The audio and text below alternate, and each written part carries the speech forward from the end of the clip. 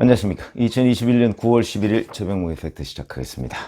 박지원 국정원장이 드디어 고발 사주 의혹에 등장을 했습니다. 바로 그 제보자라고 밝힌 조성은 씨를 8월 달에 만난 사실이 밝혀졌습니다.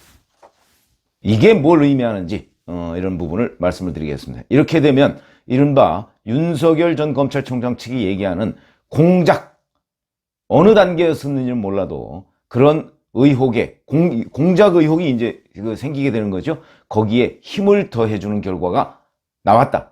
이렇게 말씀드리겠습니다. 우선 제보자, 공익신고자, 공익신고자로 인정받아서는 안 되는 사람인데 조성은 씨가 어제 조선닷컴하고 통화해서 내가 제보자다. 그리고 공익신고자가 맞다고 이렇게 다 인정을 했습니다. 제가 본인이 부인하고 JTBC에 나와서 얼굴 가리고 이렇게 했을 때도 저는 말씀을 드렸죠. 그 사람이 그 사람이고 조성은 맞다. 이렇게 제가 말씀을 드린 적이 있는데 그게 그냥 저의 짐작이 아니고 취재의 결과였습니다. 역시 취재가 맞았다. 이렇게 말씀을 드리고. 자, 근데 조성은 씨가 이렇게 얘기했습니다. 제보는 내 의지가 있어야 제보인데 이거는 사고였다.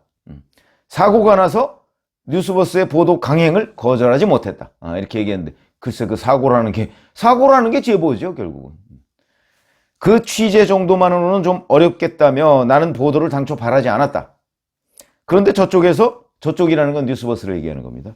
추가 취재를 했기 때문에 의혹 보도를 하는 것을 막지 못했다. 이렇게 주장을 했습니다. 그러면서 대검에 공익신고를 한 이유가 무엇이냐? 이런 질문에 이렇게 답변했습니다. 권익위는 공익신고 시 60일이 걸린다. 첩보 수준인데 이게 사실이면 대검 수뇌부의 비위 문제 아닌가? 그런데 이런 걸 권익위에 던진다? 제대로 될 수 없다고 봤다. 정직하게 정확하게 나가야 역풍을 맞지 않는다고 봤다. 그래서 원본 자료 다 가져다가 대검에 제출했다. 이렇게 윤 전 총장이 손가락질을 하며 나올 것도 예측했다. 그래서 대검에 공익신고했다. 이렇게 얘기했습니다. 자, 이런 얘기를 정치 경험이 거의 없습니다. 그리고 사회 경험도 거의 없습니다. 그런데 이렇게 얘기할 수 있을까요? 배후가 있다는 얘기죠. 저는 이 답변을 듣는 순간 배후가 있구나. 이렇게 생각을 했습니다. 그 배후가 박지원 국정원장인지 아니면 뉴스버스의 이진동 발행인인지 아니면 다른 사람인지는 모르지만 배후가 있지 않고서야 자, 국민권익위원회에서 공익신고할 때 얼마가 걸린다 그 다음에 이게 첩보 수준이고 뭐가 어쩌고 그 다음에 국민권익위원회에서는 이걸 제대로 다룰 수 없다. 그러면서 역풍 얘기하면서 윤석열 전 총장이 어떻게 나올 걸까지 다 예측했다. 이거는 조성은 씨 수준에서 할 수 있는 얘기가 아니다. 그럼 이건 틀림없이 배후가 있다. 이렇게 생각을 할 수밖에 없고요. 그런데 어제 왜냐면 찌라시 같은 데 다 돌았습니다. 벌써 박지원 국정원장 만났다. 배후다. 이런 얘기가 많이 돌았으니까. 그래서 어제 기자들이 질문을 한 모양인데 이렇게 나왔어요. 8월 11일 서울의 한 호텔에서 박지원 국정원장과 식사를 했다. 근데 이 8월 11일이 그러면 어떤 때냐? 이게 중요한 시점입니다. 자, 뉴스버스의 텔레그램 대화방 캡처를 뉴스버스가 제보받았다고 한 게 7월 21일입니다. 그렇죠? 첫 보도는 언제 나왔죠? 9월 2일입니다. 그 사이입니다. 그 사이. 그걸 제보한 날짜가 7월 21일이면 그로부터 한 20일 정도가 지난 뒤인데 중간에 휴가 기간 끼고 어쩌고 했는데 한 20일 정도 지났습니다. 그럼 이제 본인 말대로라면 이 캡처 화면 같은 걸 뉴스버스에 제공을 하고 나서 자기는 보도가 나가지를 않기를 바랬는데 뉴스버스가 계속 보도를 하자 그러면서 추가 취재를 하고 그러니까 아마 계속해서 접촉을 했을 겁니다. 그 뉴스버스 기자가 조성은 씨하고. 그러니까 조성은 씨는 말리고 이런 상황이니까 조성은 씨가 8월 10일이라는 시점에 가장 큰 고민이 바로 이거였을 겁니다. 이걸 어떻게 하나? 안 그러겠습니까? 이거를 뉴스버스가 계속 취재는 무슨 취재입니까? 어차피 나중에 보도된 거 보니까 조성은 씨가 제보한 거 거의 그대로던데. 그러면 결국은 이거를 어떻게 막아야 되겠는데 또는 이걸 보도 안 나가게 해야 되겠는데 이게 보도가 나가면 나한테 무슨 일이 닥칠까 하는 부분을 가장 많이 고민하고 잠이 안 올 시점인데 이 시점에 박지원 국정원장을 만났다. 상의를 하려고 만났겠죠. 그러면 적어도 박지원 국정원장이 그 전부터 뭐 공작을 통해서 조성은 씨를 컨트롤하지는 않았다고 쳐도 뭐 그 전에 그랬을 가능성도 뭐 배제할 수 없고 8월 11일 이후에는 어찌됐든 간에 이 문제와 관련해서 코치를 했을 가능성이 매우 높다. 이렇게 우리가 얘기를 할 수가 있을 겁니다. 이런 점들이 바로 박지원 국정원장의 배후설을 뒷받침하는 그런 얘기죠. 왜 만납니까? 그렇죠? 근데 여기에서 또 하나의 중요한 팩트가 있습니다.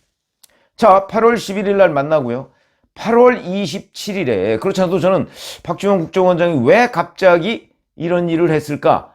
그 후로도 계속 의문을 가지고 뭔가 좀 물어보기도 하고 그랬는데 뭐 잘 취재가 안 돼서 그냥 그런가 보다 그냥 그러고서 포기하고 있었는데 이게 연결이 될 가능성이 있습니다.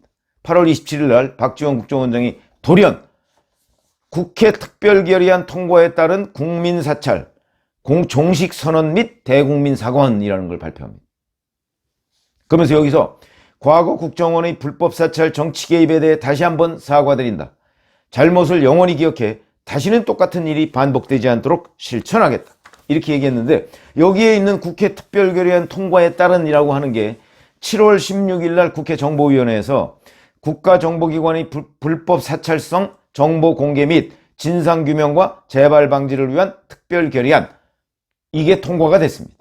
자, 그러면 7월 16일 날 국회 정보위가 통과시킨 결의안을 그 결의안에 대한 후속 조치를 8월 27일 날 했다? 잘 믿어지지 않죠? 간격이 너무 크죠? 그러면 8월 27일은 그거보다는 8월 11일 날 조성은 씨가 와서 이 고발사주 의혹과 관련해서 상의를 하고 그걸 코치를 하고 해줬기 때문에 본인이 뭔가 캥겨서 여기서 다시 한번 블러핑을 해둬야 되겠다. 이런 걸 블러핑이라고 합니다. 무슨 얘기냐면 캥기니까 그걸 미리 뭔가 예방주사를 맞는 듯한 백신을 맞는 듯한 이런 것을 발표한 것이다. 이렇게 보는 것이 오히려 더 합리적이지 않습니까? 박지원 원장은 8월 27일 날 이 발표를 하고 나서 이런 얘기까지 했습니다. 과거엔 국정원장이 날아가는 새도 떨어뜨렸다고 했지만 이제 내가 걸어가면 새 한 마리도 날아가지 않는다. 그러면 조성은 씨는 뭐가 되는 거죠? 조성은 씨는 정치권 인사입니다. 잘 아시다시피 박원순 캠프로부터 정치활동을 시작해서 그 이후에 국민의당 안철수 대표 쪽에 가서 그때 박지원 국정원장과 굉장히 가까워서 두 사람이 귓속말을 나누고 하는 사진까지 있습니다. 그때 그런 사람입니다. 그러니까 정치활동을 계속했죠. 그러다가 그때 안철수 국민의당 때 박지원계로 분류가 돼서 박지원계를 지원하다가 나중에 작년 그 총선 때 이제 그쪽에 뭐 사람들하고 국민의힘이 합쳤죠. 그때 같이 들어와서 국민의힘의 선대위 부위원장을 했던 사람입니다. 청년 몫으로. 정치인이죠. 젊은 정치인입니다. 이 정치인을 국정원장이 된 후에도 만났다 하는 것이고 바로 조성은 씨가 그때 가장 큰 고민이 이 뉴스버스 고발사주 의혹 보도와 관련한 고민이 있었을 때 만났다. 그러면서 박지원 국정원장은 이제 반론 요청에 이렇게 얘기했습니다. 자주 만나는 사이이고 그 이후에도 만났다. 8월 10일 이후에도 만났다는 얘기죠. 전화도 자주 하고 똑똑한 친구로 생각하지만 이번 사건과 관련한 대화는 전혀 없었다. 이렇게 주장을 했습니다. 그런데 이런 거 생각해 보시죠. 조성은 씨도 이 부분에 관해서 질문을 받았습니다. 기자들한테. 그랬더니 뭐라고 얘기했냐면 아니 뭐 저하고 뭐 무슨 업무 얘기할 것도 아니고 사적인 그냥 시시콜콜한 별 얘기 그런 거 외에 할 얘기가 뭐 있냐 그러는데 뭐 그 얘기 하려고 이렇게 자주 만나나요? 무슨 데이트한 것도 아닐 텐데. 바로 이런 부분이 저도 현장 기자 시절에 현직 국정원장을 만난 적이 있습니다. 만나면 무슨 얘기 할까요? 정치인과 국정원장, 정치인과 기자 만나면 무슨 얘기를 할까요? 업무 일이죠. 업무 일이라는 게 뭐 별거 아닙니다. 저는 정치부 기자였으니까 당시에 정치 돌아가는 얘기, 국정원의 얘기 그 다음에 정치 돌아가는 얘기에 대한 현직 국정원장의 코멘트. 물론 그 중에는 대부분 다 오프 더 레코드죠. 저하고 사적인 관계에 의해서 만나는 거니까 오프 더, 이런 건 쓰지 마. 진심으로. 물론 그 중에 써달라고 한 것도 있었습니다. 그러나 제가 안 썼습니다. 그런 것도 있습니다. 그렇기 때문에 현직 국정원장과 현장 기자가 만났을 때 어떤 일이 또는 어떤 대화가 오갈 것인가 하는 건 제가 잘 알고, 그 다음에 바로 조성은 씨가 가장 큰 고민을 안고 잠도 못 자고 있을 때, 그때 국정원장을 만났으면, 더군다나 자기랑 친하다는 국정원장을 만났으면 속을 다 털어놓고 어떻게 해야 됩니까? 심지어는 본인이 정말 본인의 주장대로 이 보도가 나가지 않기를 바란다 라고 진심으로 원했다면 국정원장한테 부탁을 했을 수도 있습니다. 원장님, 제가 지금 이런 일이 있는데 이 보도를 좀 막아주세요. 그렇게 얘기할 수도 있었을 겁니다. 아마 이진동 발행인, 글쎄요, 박지원 국정원장하고 서로 아는 사이일 겁니다. 법조 출입도 하고 뭐 기자 생활 오래 했으니까 뭐 그렇다고 다 아는 건 아니지만, 제가 하여튼 그건 정확하지 않습니다만 어찌됐든 간에 충분히 그런 부분과 관련해서 대화가 오갔을 것이라는 건 뭐 짐작하고도 남는다. 이렇게 말씀을 드릴 수가 있고요. 그런 점으로 본다면, 자, 박지원 전 국정원장이 지금 뭐 8월 11일 날 만나고, 근데 그때 그런 얘기가 없었다. 그리고 8월 27일 날 정치 중립선언을 했다. 정치 중립선언을 했을 때 저 정말 이상하다고 생각했었죠. 뜬금없이 박지원 국정원장은 국정원장에 취임하자마자 맨 처음 한 게 정치 중립선언입니다. 거기다가 수시로 기자들, 국회 출입 기자들 이런 사람들하고 만나서 오프 더 레코드로 얘기한 적도 굉장히 많습니다.